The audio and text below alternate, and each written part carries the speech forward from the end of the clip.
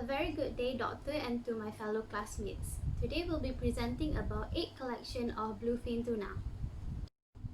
My name is Adriana, Shazreen, and these are my fellow group members. Today we'll be focusing on the process of egg collection, fertilizing and hatching rate of the eggs, stages of egg development, and also the importance of egg collection. But firstly, what is egg collection? Egg collection is the method of collecting fertilized eggs. The methods depends on the type of eggs that is produced. For bluefin tuna, they produce floating eggs.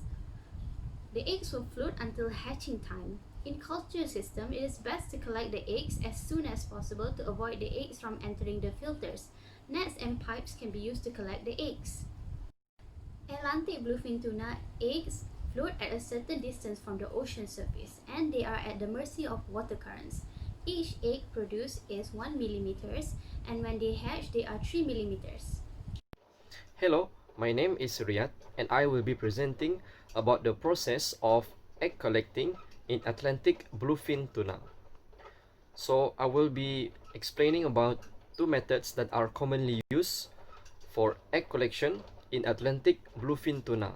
For the first method, the unfertilized eggs or sperm are obtained from a sexually matured bluefin tuna by massaging the belly and letting the eggs or sperm fall into a dry container. In the laboratory, the eggs and sperm are then mixed and seawater are poured into it to activate them. And the fertilized egg are then kept in laboratory until it hatch into fry. Now for the second method, the day after the hormonal induction, a blue PVC curtain are attached to the net within the cage to contain the egg. Then manual egg collection are executed by using a 500 micrometer plankton net and then gently transferred into a bucket containing oxygenated seawater. And eggs that are further towards the center of the cage are reached by rubber dinghy or a small boat. Hello everyone. So this is the second subtopic for this topic, which is the fertilization rate and hatching rate of Atlantic bluefin tuna, ABFT. So I'll start for the fertilization rate, which is ABFT is depending on only two things, which is sperm quality and mating behavior. If the temperature is a good quality, suitable condition, and the water wave is low, they will be mating better. Although most Luna species exhibit particular mating behavior with male chasing the female, external fecundation, and the very large number of expelled gametes make fertilization rate of fishes, which is ABFT, difficult to measure. And the second one is hatching rates. Through my explanation, previous explanation last week is they will hatching only 80%. Only 80% in 24 to 48 hours only, and the rest will be not in a good quality. Then the best thing is they will be doing normal hatching without any lethal malformation between 40 to 60%. That's all from me. Thank you. Hello, I am Nurul Nasuha and today I'm going to talk about the egg development stages of Atlantic bluefin tuna.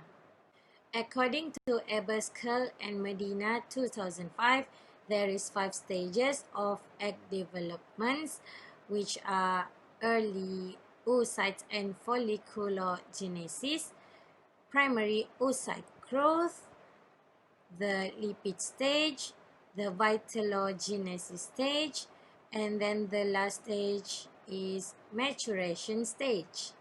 In the first stage, the oocyte diameter is about 10 to 20 micrometer. The nucleus has a single and central nucleolus, whereas the modest amount of cytoplasm contains many ribosomes. After that, the oocyte diameter increased to 20 220 micrometer in the second stage. The cytoplasm is highly granular due to an abundance of ribosomes, and then the volume of the oocytes increase as a result of proliferation of membranous organelles and accumulation of ribonucleoprotein in the cytoplasm. In the lipid stage, the oocyte diameter is about 120 to 250 micrometer, which the beginning of this stage is marked by the appearance of lipid droplets that can be distinctly identified on light microscopy. The lipid synthesis continues throughout this period and extends into the vitellogenic stage. During the vitellogenic stage, the oocyte's diameter is about 250 to 500 micrometer, in which the oocytes accumulate membrane bone yolk platelets that increase in size as the oocyte development progresses. Also, the vitellogenic oocytes have abundant finger-like projections that are embedded in the layered vitelline envelope. For the last stage, the oocyte diameter is about 500 to 1000 micrometer, which is also known for about 1 millimeter. And then the primary event of oocyte maturation is the resumption of meiosis, the migration of the nucleus toward the animal pole of the oocytes, which is followed by the breakdown of the nuclear envelope.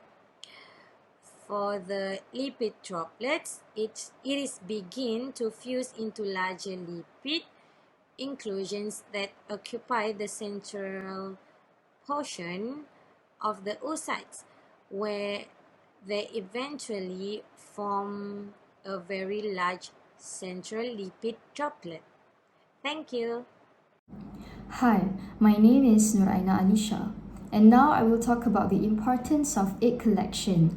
Number 1 is to observe and examine the stages of egg development for further research. Now, this is very important because in order for us to understand the biological behavior of fish, we need to study up until the stages of egg development, because fish are very fragile at their egg development stage, so we need to take extra care for us to be able to produce a good quality of fish. Next is to prevent damage on fertilized eggs, which can reduce the percentage of hatching rate in eggs. If we fail to follow the correct procedure in collecting eggs, we might decrease the hatching rate of eggs, which will then affect the survival rate of fish.